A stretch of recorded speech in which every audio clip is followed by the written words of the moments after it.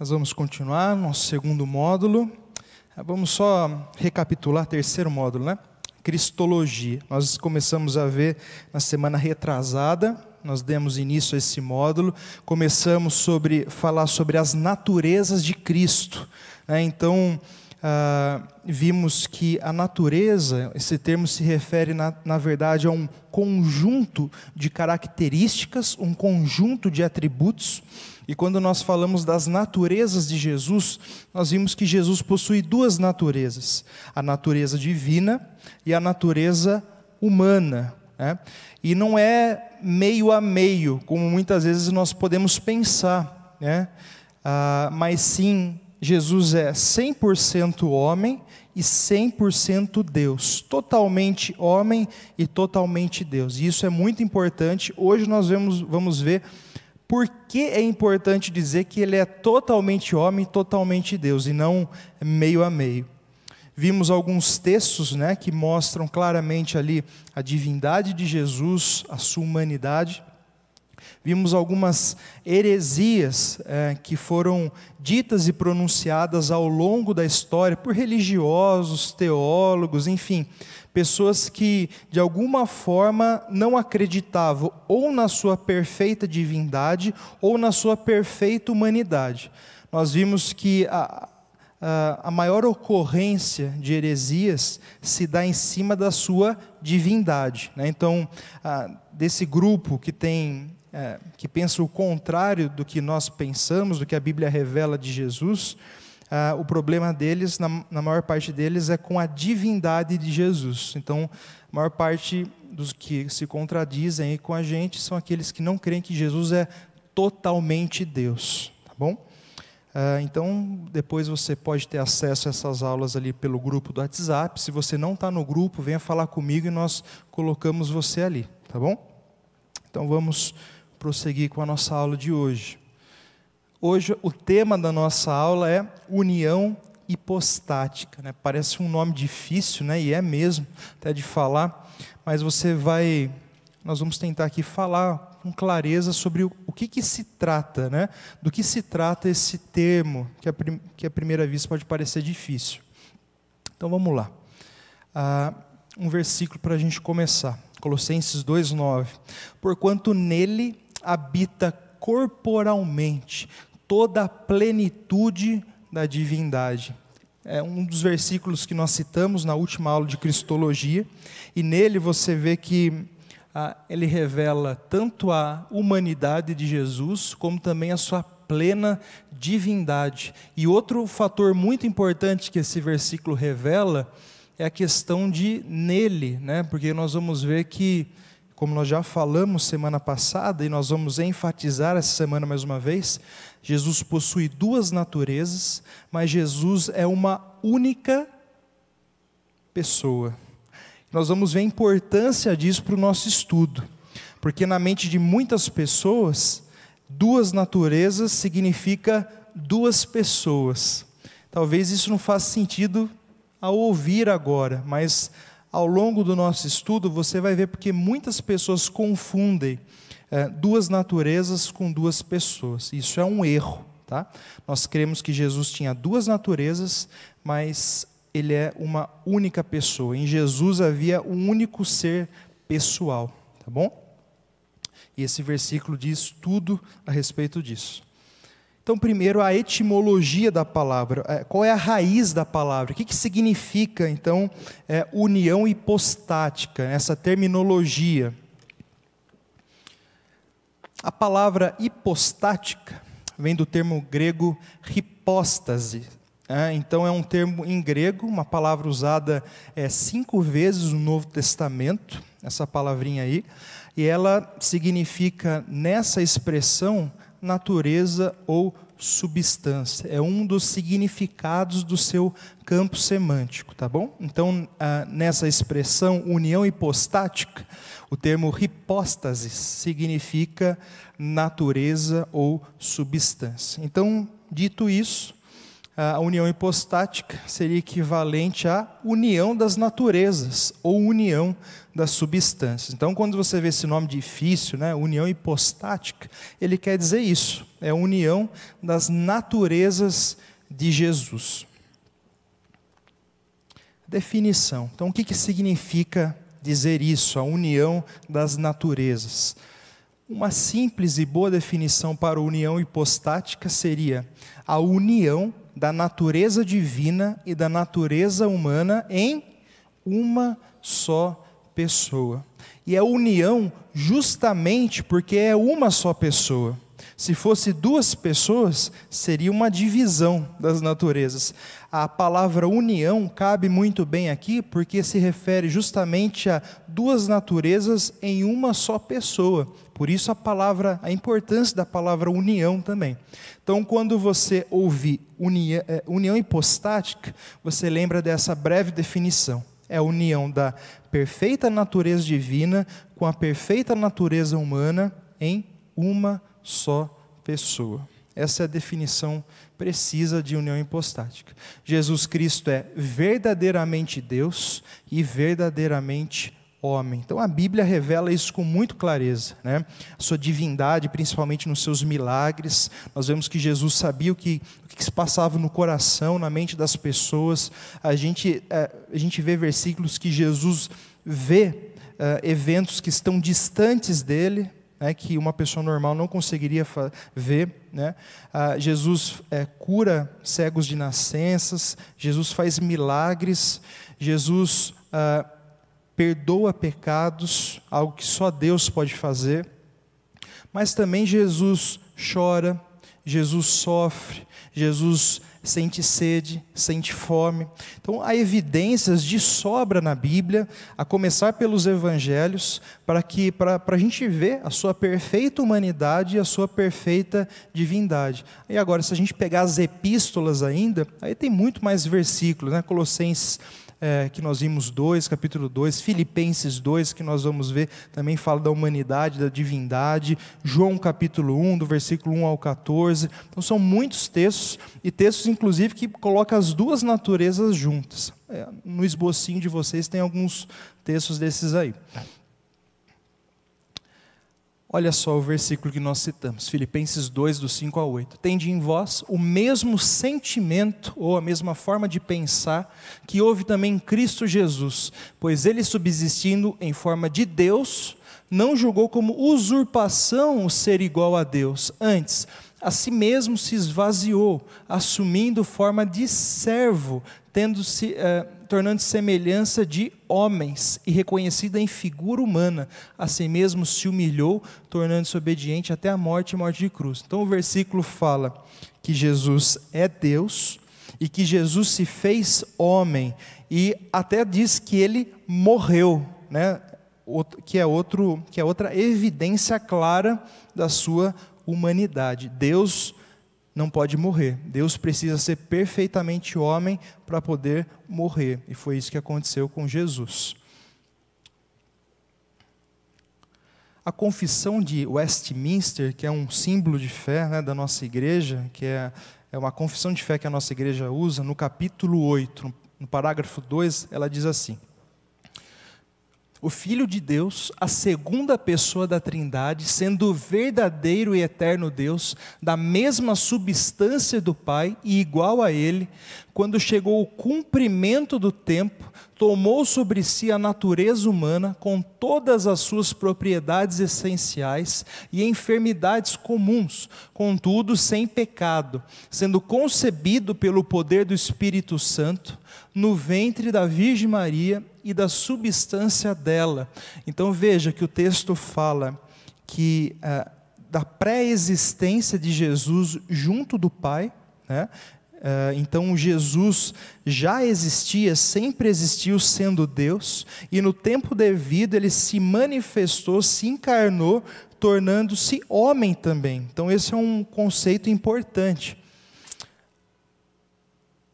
E quando fala aqui, com todas as suas propriedades essenciais e enfermidades comuns, ou seja, Jesus não apenas se tornou homem, mas ele vivenciou na sua humanidade todos os efeitos corruptores do pecado, mesmo sem pecado, né? Então, na ideia de que Jesus não precisava vivenciar esses sofrimentos, porque ele era um homem perfeito, né? Ele escolheu vivenciar essas agruras do pecado por amor a nós, mesmo sem pecado, né? Então, todo sofrimento, toda dor, toda enfermidade, mesmo assim ele tomou sobre si. E as limitações de ser homem, né? O ser humano, ele é limitado simplesmente pelo fato de ser homem. Então Jesus também assumiu, junto com a sua perfeita humanidade, já que era um perfeito homem, as limitações da humanidade, tá bom? Sei que talvez esteja meio confuso ainda isso, mas até o final da aula, se Deus quiser, vai ficar mais confuso ainda. As duas naturezas inteiras, perfeitas e distintas, a divindade e a humanidade, foram inseparavelmente unidas em uma só pessoa, sem conversão, sem composição ou sem confusão. Então não houve nenhuma mistura dos atributos da humanidade na divindade e nem da divindade na humanidade. Essa pessoa é verdadeiro Deus e verdadeiro homem, porém um só Cristo, o único mediador entre Deus e o homem.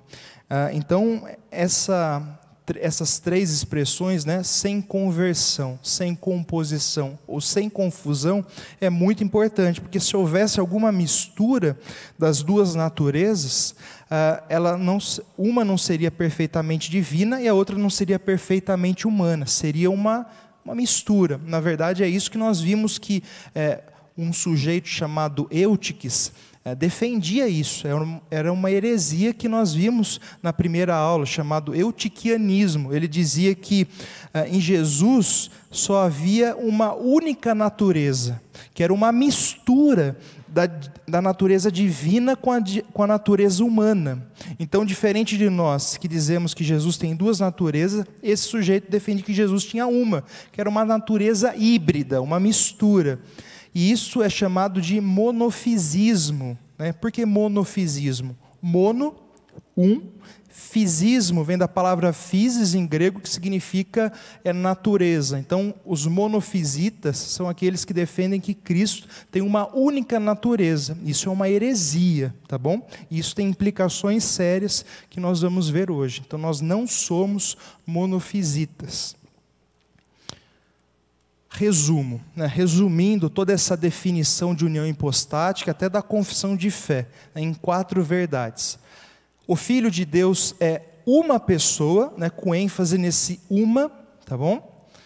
2, essa pessoa é pré-existente na pessoa eterna do Filho. Então Jesus nunca foi criado, Jesus ele sempre existiu. O que foi criado foi a sua natureza humana, o seu corpo físico. Esse sim, no tempo devido, na plenitude dos tempos, como fala a palavra, ele foi gerado e concebido da Virgem Maria. Mas o Filho, a segunda pessoa da Trindade, sempre existiu, tá? Então essa diferença ela é importante, né? A sua natureza divina, ela é pré-existente. A sua natureza humana foi adquirida no tempo e no espaço criado por Deus. E agora Jesus vai ser sempre revelado para nós, Deus homem. A união das suas duas naturezas, a divina e a humana, surge do fato de que elas pertencem a uma e mesma pessoa.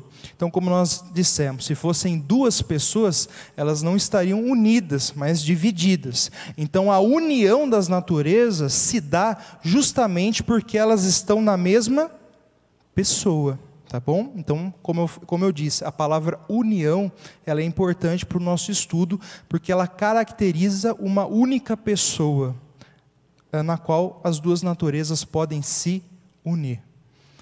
E quarto, essa uma e mesma pessoa, o Filho de Deus, é o agente por trás de todas as ações. Logo, tudo deve ser atribuído a Ele. Essa quarta verdade, ela é uma implicação muito importante do nosso estudo. Nós vamos gastar um tempo pensando um pouco mais nessa quarta verdade. Então vou ler de novo. Essa uma e mesma pessoa, o Filho de Deus, é o agente por detrás de todas as ações. Logo, tudo deve ser atribuído a Ele, à pessoa. Então, falando de outra forma, por causa da união hipostática, da união das naturezas, devemos atribuir à pessoa do Senhor Jesus toda a sua obra. Logo, não devemos atribuir nada exclusivamente a uma das suas naturezas. Para quem não conseguiu entender ainda, eu vou dar um exemplo. Quando os evangelistas narram Jesus, por exemplo, ali no barco, acalmando a tempestade, né? Talvez alguns de ímpeto falariam, quem agiu foi a natureza divina, né? Quando nós falamos isso, quem agiu foi a natureza divina. A gente está, na nossa fala, dizendo que Jesus tem, na verdade, duas pessoas nele. Aí quando Jesus sofre, quando Jesus chora, a gente fala, a natureza humana de Jesus agiu. Esse tipo de fala é um erro e tem implicado nessa frase que Jesus tem duas pessoas, porque uma hora é a pessoa humana que age e a outra hora é a pessoa divina. Então nós não podemos dizer, aqui a natureza divina agiu e aqui a natureza humana agiu. Como nós vimos, por causa da união hipostática, devemos atribuir à pessoa do Senhor Jesus toda a sua obra. Então quem que acalmou a tempestade? O Senhor Jesus, o Deus homem. Quem sofreu, quem chorou, quem teve fome? O Senhor Jesus, o Deus homem. Todas as obras são atribuídas à pessoa, não a uma natureza em específico. Estão entendendo onde eu quero chegar? A natureza, como nós vamos ver, é um meio pelo qual Jesus age, mas quem age é a pessoa, tá bom? Então toda a obra de Jesus, tudo que Jesus fizer, falar, deve ser atribuído à pessoa do Senhor Jesus, e jamais a uma das suas naturezas, porque se nós fizermos isso, nós vamos estar junto com aquele sujeito chamado o Nestor, né, nestoriano, que diz que Jesus tinha duas naturezas e duas pessoas, que é uma das outras heresias que nós condenamos aqui na última aula que nós tivemos, tá bom? Então lembra bem, duas naturezas, uma única pessoa, e quem faz as coisas não são as naturezas, é a pessoa, tá bom? Então vamos reforçar isso daí. Então o reverendo Heber de Campos, faltou essa aí, em seu livro A União das Naturezas do Redentor, é um teólogo da nossa igreja, ele declara: a pessoa é o agente, e a natureza é o órgão ou o meio através do qual a pessoa age. Por isso é dito que os milagres são operados por Jesus Cristo, e os sofrimentos são suportados por Jesus Cristo. O que é próprio de cada natureza é atribuído à pessoa do Redentor, que é a que age. Eu concordo que você possa dizer que em algumas ações Jesus evidencia mais uma determinada natureza. Isso é correto falar, nós podemos dizer dessa maneira: aqui Jesus evidenciou a sua humanidade, aqui Jesus evidenciou a sua divindade. Aí é correto dizer, nós podemos dizer isso. Mas lembra, quem age é a pessoa do Senhor Jesus, não as naturezas. A natureza é somente um órgão ou meio pelo qual Jesus, a pessoa, age. As naturezas e a obra do Senhor Jesus, tá? Então essa daqui a gente vai ver a importância. Porque Jesus precisava ser 100% Deus e porque ele precisava ser 100% homem? Porque não podemos dizer que era meio a meio? Então nós vamos falar um pouco disso agora. A realidade da união hipostática, da união das naturezas, é de essencial importância para que a obra de Jesus, a saber, o perfeito sacrifício pelos pecados, fosse realizada cabalmente. Então, a implicação mais séria do porquê Jesus precisava ser 100% Deus e 100% homem, é para que a obra dele de salvação na cruz fosse uma obra perfeita. Se Jesus não fosse 100% Deus, e se ele não fosse, ou não fosse 100% homem, a obra de Jesus na cruz seria imperfeita, ela não seria suficiente, ela não teria o poder, a amplitude, a profundidade que ela tem. Por que isso? Aquele que seria oferecido na cruz para expiar, para perdoar, para extinguir os pecados, deveria ser homem para poder morrer e se identificar com o pecador. Essa questão de se identificar com o pecador, a gente vai ver numa aula específica, quando a gente for falar do perfeito Redentor. A gente vai se aprofundar um pouco mais sobre o que significa Jesus se identificar com o pecador, mas por enquanto a gente só vai citar essa expressão.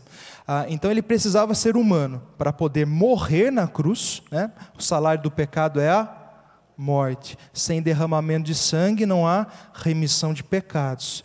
Precisava ser morto, precisava ser derramado sangue, para haver perdão pleno dos pecados. Então ele precisava ser homem para morrer e também para se identificar com aquele que ele vai perdoar e representar na cruz, que somos nós, os pecadores, os seres humanos.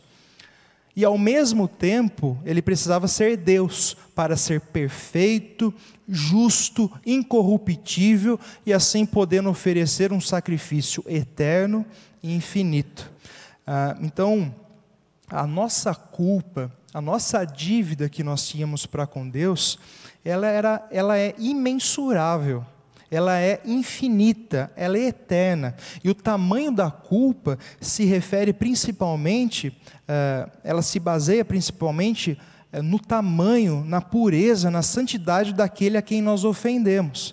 A nossa culpa é tão grande porque o ofendido é Deus. Deus que é infinitamente santo, infinitamente puro e justo. A nossa culpa só é infinita porque Deus é infinitamente santo e justo. Ele é o ofendido da história. Todo pecado é uma ofensa contra Deus. Ele que é o padrão de toda santidade, pureza, bondade. Todo pecado, na verdade, é uma ofensa a Deus. E Deus, ele não fica inerte ao pecado.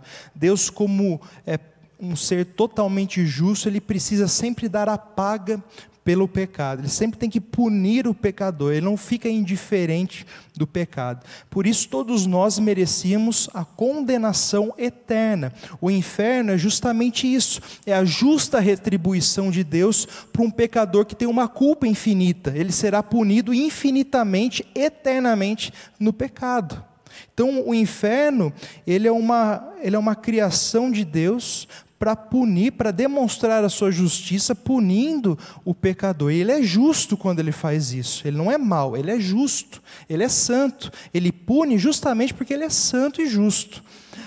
Então essa era a nossa dívida, era uma culpa gigantesca, não tem como medirmos essa culpa, não tem como nós pagarmos, falar que a gente pode acumular tijolinhos no céu, a gente vai fazendo boas atitudes, a gente vai pagando essa dívida, no final Deus vai pesar as nossas obras, se for suficiente a gente vai ser salvo. Isso não existe.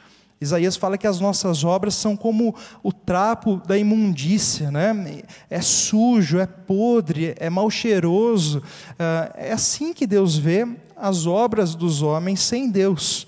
Então é impossível para nós pagarmos a nossa dívida, ela é infinita, ela não tem como ser paga. Por isso Jesus precisava ser Deus. Lembra que o cordeiro oferecido na Páscoa, ele tinha que ser sem mácula, sem defeito? Isso é uma clara representação de como seria no futuro o cordeiro de Deus que tira o pecado do mundo. Ele teria que ser perfeito. E isso ficou claro na vida de Jesus, que era perfeitamente santo, justo, incorruptível. Esse era o sangue puro que precisava ser derramado.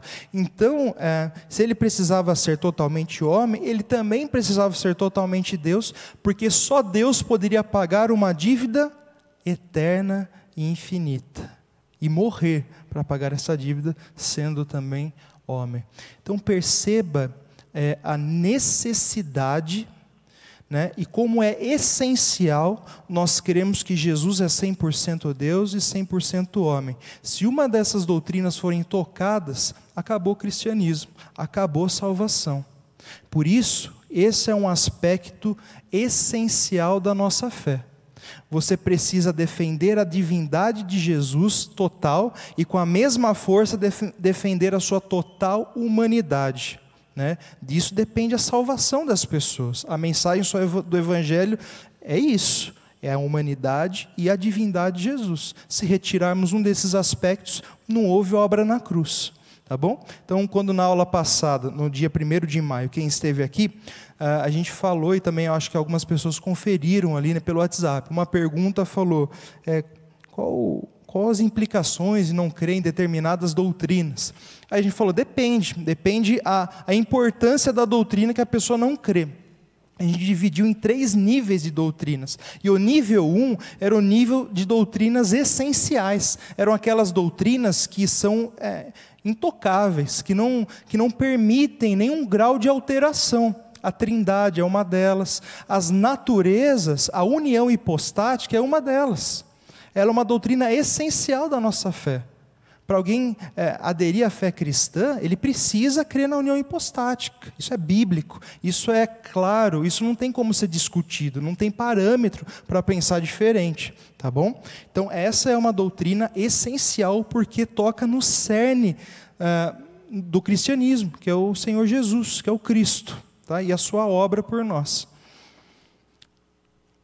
Resumindo, a obra de Jesus na cruz do Calvário só foi possível, pois ele era totalmente Deus e totalmente homem, perfeito e 100% de cada uma das naturezas. Romanos 8:1-3. Então agora, pois, já nenhuma condenação há para os que estão em Cristo Jesus, porque a lei do Espírito da vida em Cristo Jesus te livrou da lei do pecado e da morte.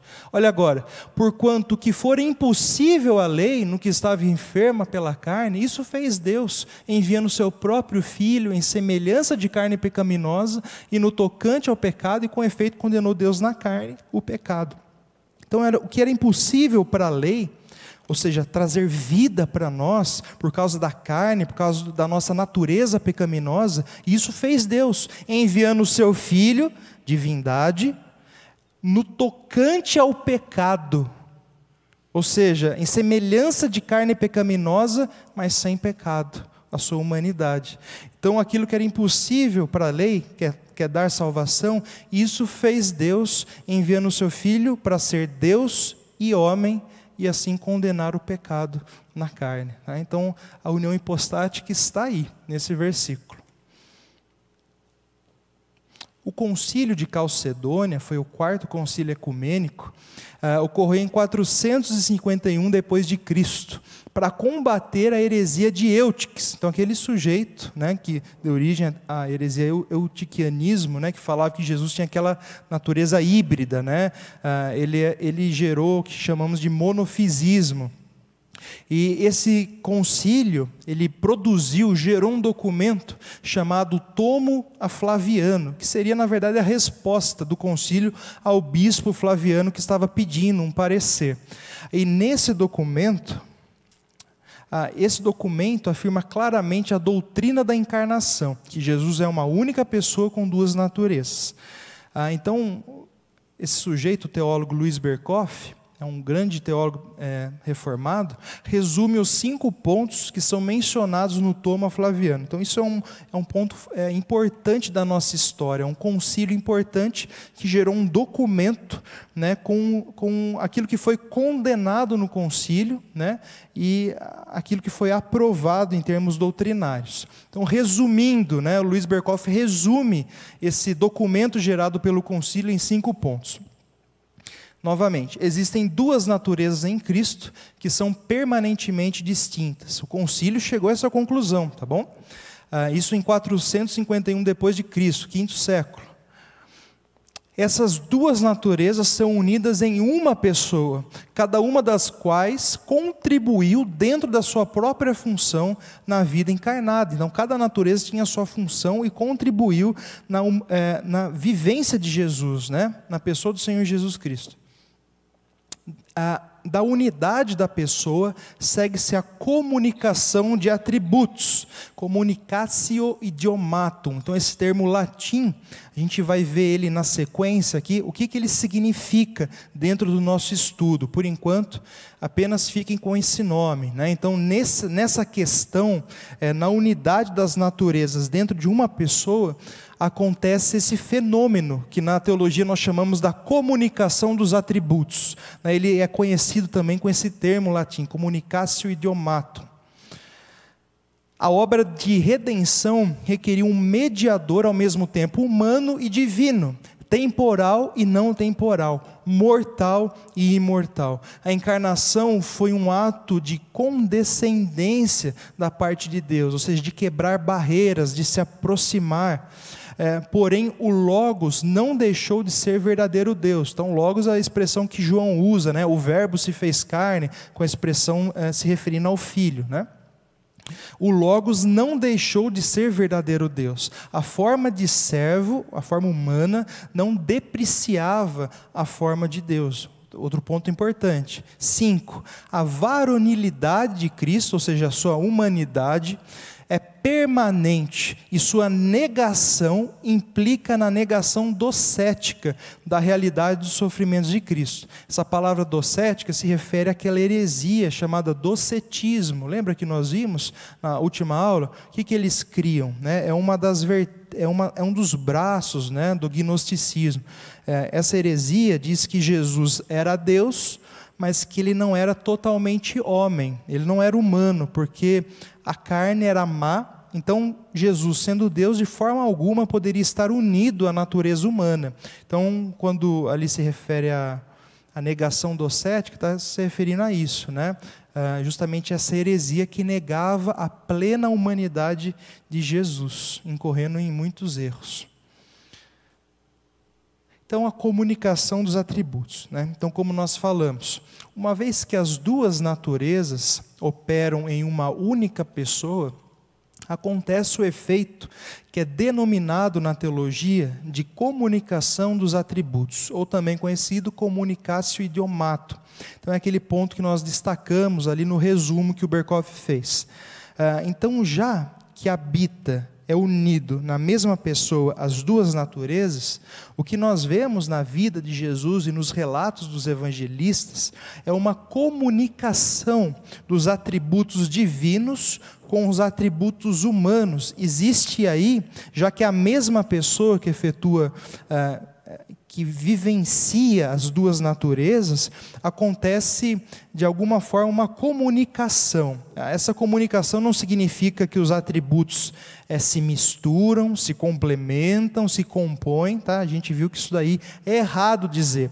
As naturezas, elas são intocáveis, elas não se misturam de forma alguma, mas acontece uma comunicação, porque elas agem na mesma pessoa. Então nós vemos na vida de Jesus essa comunicação. Nós vemos que ele evidencia certa vez uma natureza e parece que está entrando em conflito com atributos da outra natureza. Ele evidencia a outra e parece que está se chocando com atributos da outra natureza. E isso cria na mente do leitor confusão muitas vezes, né? Você já vai entender o que eu quero dizer, a gente vai dar exemplos disso. Então isso fica mais claro em textos que Cristo age de uma determinada maneira que parece contradizer uma das suas naturezas, criando assim aparentes contradições. Então, lembra dessas aparentes contradições, né? A gente também chama de abismos que a Bíblia tem, os paradoxos da Bíblia, como por exemplo a gente citou muito aqui, né? Sobre a soberania de Deus e a responsabilidade humana. Parece que são duas coisas que não se harmonizam, que não se encaixam. Esse é um dos paradoxos conhecidos. A união hipostática, especificamente a comunicação dos atributos, ela gera muitos paradoxos também. E são paradoxos que a gente também não tem uma total explicação, assim como a soberania divina com a responsabilidade humana. Então a gente vai estar diante de textos e diante de relatos dos evangelistas que a gente tem que dizer, olha, isso daqui é a comunicação dos atributos. E a gente não consegue ir além para explicar totalmente aquilo que acontece. Por quê? Porque nós estamos falando de Jesus em uma única pessoa com duas naturezas. Isso é algo que nós não partilhamos. Nós temos a natureza humana apenas. Por mais que Pedro fala ali na sua epístola que nós somos coparticipantes da natureza divina, a gente sabe que isso é uma referência à pessoa do Espírito Santo que habita em nós, né? Nós somos morada de uma outra pessoa, né? Do Espírito Santo, a terceira pessoa da Trindade. Isso não significa que nós somos Deus, tá? Então é diferente do que acontece com Jesus. Jesus é uma única pessoa e ele tem duas naturezas. Então isso é algo que foge da nossa compreensão, porque nós não somos assim. Nós nunca tivemos duas naturezas e nós nunca vamos ter duas naturezas. Nós somos seres humanos e vamos continuar assim. Então, nós estamos diante de um abismo também, né? Por mais que Jesus Cristo seja a humilhação de quem Deus é, mesmo assim a gente não consegue entendê-lo totalmente, porque Ele também é Deus. Tá? Então, a gente já deixa isso claro. A comunicação dos atributos, a união hipostática, possui implicações incompreensíveis na sua totalidade por nós, assim como os outros paradoxos da Bíblia. Daqui a pouco eu vou citar alguns textos, os irmãos vão entender, né, o que é isso. Então, as propriedades de ambas as naturezas devem ser sempre atribuídas à pessoa de Jesus, que a gente já falou. Então, Martim Lutero, ele reflete sobre isso também. Olha só, Deus é o Criador do mundo, Jesus Cristo é Deus, logo, Jesus Cristo é o Criador do mundo. Ou aplicando o raciocínio numa direção diferente. Jesus Cristo foi crucificado, Jesus Cristo é Deus, logo, Deus foi crucificado. Então, é interessante, trabalha essas duas questões. Sobre a última afirmação, a gente tem que tomar um cuidado, tá? Deus foi crucificado? Foi, né? O Deus homem, o Senhor Jesus. Nós nunca podemos dizer que o Pai foi crucificado, tá? Isso é um erro. Quem foi crucificado é o Filho, né? Às vezes nós oramos assim e escapa, né? Pai, muito obrigado pelo seu cuidado, muito obrigado porque o Senhor morreu na cruz. É um erro falar isso. Eu sei que às vezes não é intenção nossa, a gente acaba falando na nossa oração. Só esclarecendo para os irmãos. Essa é uma heresia que até chama patripacionismo, né? A paixão do Pai, o Pai morrendo na cruz. E não é o que nós cremos. Quem morreu na cruz é a segunda pessoa da Trindade, o Filho que se encarnou para esse fim, tá bom? Então, Deus foi crucificado? Foi, no Filho, né? O Filho é Deus, logo Deus foi crucificado, mas não o Pai, tá? Então, isso é importante destacar aqui. Podemos dizer com isso que Jesus Cristo é todo-poderoso, onisciente, onipresente, etc. Assim como podemos dizer que ele é um homem real e que por essa razão possuía limitações, necessidades e dores humanas. Então, evidenciando as duas naturezas. Jesus Cristo tinha todos os atributos de Deus. Ele não perdeu nenhum dos seus atributos por se tornar homem. Ah, Leandro, mas e aquele texto que nós lemos de Filipenses 2, que fala que Jesus, subsistindo em forma de Deus, não julgou como usurpação e tal, mas a si mesmo se esvaziou. Isso daí não significa que ele abriu mão dos seus atributos divinos? Não, a gente vai ver isso numa próxima aula, quando a gente falar sobre essa questão do esvaziamento, sobre o que isso significa. Mas Jesus nunca abriu mão de atributos divinos. Se ele tivesse aberto mão, ele não seria 100% Deus. Então, jamais podemos dizer que o esvaziamento se refere a isso, tá bom? Então, Jesus sempre, enquanto encarnado, possuiu todos os atributos da divindade, assim como os atributos da humanidade e as suas limitações também. Todavia, devemos ter o cuidado de não entender de que algo peculiar a uma natureza é transmitido a outra natureza, de forma que o divino seria humanizado e o humano divinizado. Então, mais uma vez, alertando que as naturezas não se misturam, elas não se ajudam, elas não se compõem, não há de forma alguma qualquer união das naturezas. A união que existe é das naturezas na pessoa, mas não das naturezas. Então, cuidado com essa pegadinha. Não é as naturezas que se unem. As naturezas se unem na pessoa do Redentor, na pessoa do Senhor Jesus, tá? Então, para a gente encerrar, alguns textos aí que eu disse, né, que eu falaria. Então, vamos lá. Por exemplo, Jesus é todo-poderoso e onisciente, porque Ele é Deus, mas aprendeu a falar, aprendeu a andar e se desenvolveu. Lucas fala, e crescia Jesus em sabedoria, estatura e graça diante de Deus e dos homens. Olha só, isso que nós chamamos de comunicação dos atributos. Esse que é um exemplo dos paradoxos das naturezas em uma pessoa. Como ele era onisciente e teve que aprender a falar. Olha só, ele cresceu em sabedoria, né, em conhecimento, é isso que se refere sabedoria aqui, mesmo sabendo de todas as coisas. Então perceba que uma natureza não anula a outra natureza, tá? Pelo contrário, todas as duas naturezas de Cristo possuem intacto todos os seus atributos, tá? Inclusive as suas limitações no caso da natureza humana. Então, mesmo sendo onisciente, Jesus aprendeu a falar. Mesmo sendo todo-poderoso, Jesus aprendeu a andar. Então, olha a beleza e a profundidade disso, né? E ao mesmo tempo a humilhação de Deus ao se tornar homem. A gente começa a ver nessas questões o amor, a graça de Deus por nós, em se humilhar, se tornando um bebê, e passar pelas limitações do ser humano, fazer cocô na calça. Jesus fez cocô na calça. Olha só, esse é o nosso Deus. Veja quanto Deus amou, né, cada um de nós. Isso é incrível, né? Então essa é a profundidade do amor de Deus por nós. Jesus é onisciente, mas disse, mas a respeito daquele dia e hora, ninguém sabe, nem os anjos dos céus, nem o Filho, senão o Pai. Esse é outro texto que a gente tem que se calar, e a gente não consegue responder como a gente gostaria. Jesus está dizendo que nem o Filho sabe o dia da volta do Filho, né? O dia do seu retorno, da sua segunda vinda. Até onde a gente consegue ir? A gente consegue dizer que Jesus estava aqui enfatizando, né, e revelando as suas limitações como ser humano. Mas ao mesmo tempo que ele disse que não sabia, ele sabia.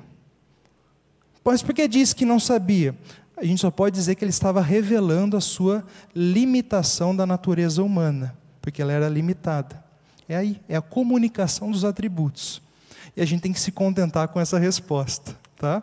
A gente não pode dizer que Jesus também não sabia. Ele sabia e ao mesmo tempo não sabia, porque ele era Deus e também era homem. Então, realmente é difícil essa questão. Por isso que eu disse, esse é um paradoxo, né? E esse texto, Mateus 24, 36, também tem no Evangelho de Marcos, eu acho. Ele é um dos textos que mais deixam claro essa complexidade, né, da união hipostática, da comunicação dos atributos. Então, esse é um dos abismos diante de nós, né, da revelação de Deus para nós. Jesus é homem, mas é onipresente e onisciente.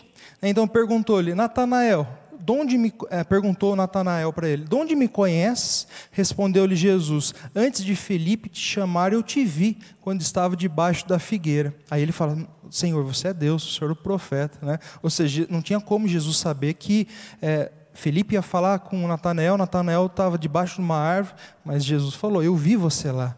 A ideia da presença, Jesus estava presente ali. E esse texto revela uma outra coisa importante. Mesmo tendo um corpo físico localizado no tempo e no espaço, O Espírito de Jesus, né, que está ligado à sua divindade, lembra, Deus é Espírito, importa que os seus adoradores o adorem em Espírito e em verdade. Deus Pai, Deus Filho e Deus Espírito Santo são Espírito. Então, o Espírito de Jesus transcende o corpo de Jesus. Então, ele pode sim ter um corpo físico e humano localizado no tempo e no espaço, mas o seu Espírito também transcende o seu corpo, de forma que Jesus consegue, mesmo tendo um corpo localizado, estar localizado pela sua onipresença, pelo seu Espírito, em todas as épocas, em todos os lugares, porque ele é Deus. Tá? Então, lembra, é a comunicação dos atributos, aqui claramente evidenciando o quê? A sua natureza divina. Quem age é Jesus, mas evidencia uma das naturezas. Jesus, vendo-a chorar, Maria, né, irmã de Lázaro, e bem assim os judeus que a acompanhavam, agitou-se no espírito e comoveu-se. Esse texto, além de falar de uma limitação humana, que é de tristeza, fala também, parece que de uma surpresa de Jesus, né? Porque Jesus viu aquilo e se agitou no espírito, aquilo tocou Jesus. Ora, se Deus conhece tudo que vai acontecer, já sabe, por que aquilo parece que pegou Jesus de surpresa, de forma que o emocionou? Porque aqui revela a humanidade de Jesus. Mesmo sabendo o que ia acontecer, mesmo na sua eternidade já ter de alguma forma vivenciado aquilo, quando ele passou por aquilo, ele se comoveu, porque ele era homem, tá? Tornando-se a retirar-se, orou de novo, dizendo: meu Pai, se não é possível passar de mim esse cálice sem que eu beba, faça-se a tua vontade. Parece que Jesus está hesitando da sua missão de ir para a cruz. Como assim? Jesus, mais do que ninguém, sabia a importância dele passar pela cruz. Como ele pode orar para Deus falando que, se possível, né, aparta de mim esse cálice? Percebe? Jesus revelando a sua natureza humana, de tristeza, de angústia. Tá? São textos difíceis, mas é assim que a gente lida com eles. Então, irmãos, é uma questão delicada, complexa. Ela é essencial e importante na sua definição, que Jesus é 100% Deus, 100% homem, que as naturezas estão unidas na mesma pessoa, isso é essencial. Agora, nós não conseguimos explicar na prática, em algumas situações, como isso se dá, como esses textos que nós vimos. Nós temos que aceitar as duas verdades, porque elas são claras, tá bom? Então, sempre um paradoxo bíblico, ele tem as duas verdades muito claras na Bíblia. A natureza divina perfeita, a natureza humana de Jesus perfeita. Isso é muito claro na Bíblia. Mas o que a Bíblia não deixa claro é como funciona a comunicação dos atributos de ambas naturezas na pessoa de Jesus. Esse é o ponto que não fica claro. Assim como a Bíblia deixa claro a soberania de Deus e a responsabilidade humana, são inquestionáveis, as duas são claras, mas o que ela não deixa claro é como isso se harmoniza. Tá? Então, na harmonização de duas verdades que a Bíblia afirma, muitas vezes ela não é clara por causa até da nossa limitação de compreendê-la. Tá bom?